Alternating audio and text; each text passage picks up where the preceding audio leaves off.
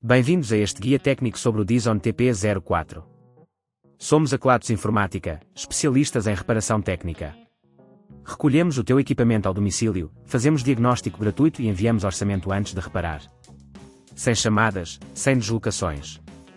Estamos localizados na Cal Joaquim Maria Lopes 26, Madrid. Cómodo, transparente e profissional. Link na descrição. O teu Dyson TP04 está a fazer um barulho estranho. Este sintoma pode ser sinal de um problema interno, como um motor que está a esforçar-se demais ou um componente solto. Se não resolveres a questão rapidamente, poderá levar a danos mais graves e até a uma avaria completa do aparelho.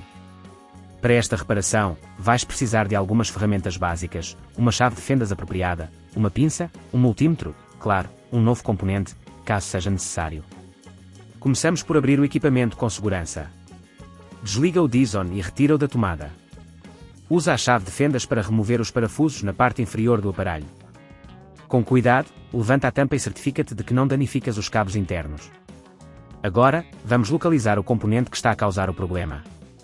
Geralmente, o barulho pode estar relacionado com o motor ou com as ventoinhas. Inspeciona visualmente e ouve atentamente, para identificar de onde vem o som. Se localizaste o motor, usa a pinça para desconectar os cabos que o ligam à placa eletrónica. Lembra-te de anotar onde cada cabo estava ligado, para facilitar a montagem posterior. Com o motor desconectado, agora podes retirar os parafusos que o seguram. Aplica uma força moderada para evitar danificar as roscas. Uma vez solto, retira o motor com cuidado. Se necessário, substitui-o pelo novo componente que adquiriste.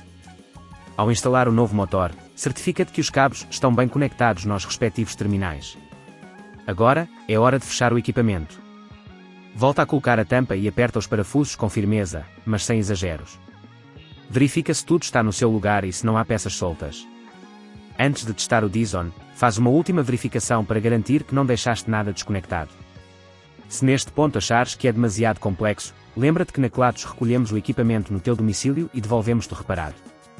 Para evitar que este tipo de problemas volte a ocorrer, é importante realizar uma manutenção regular do teu Dyson.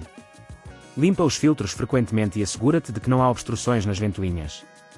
Também é aconselhável não sobrecarregar o aparelho, evitando o uso em ambientes muito sujos. Se não queres arriscar danificar o teu equipamento, na Kelatos recolhemos, reparamos e devolvemos ao teu domicílio em todo o Portugal continental. Link na descrição.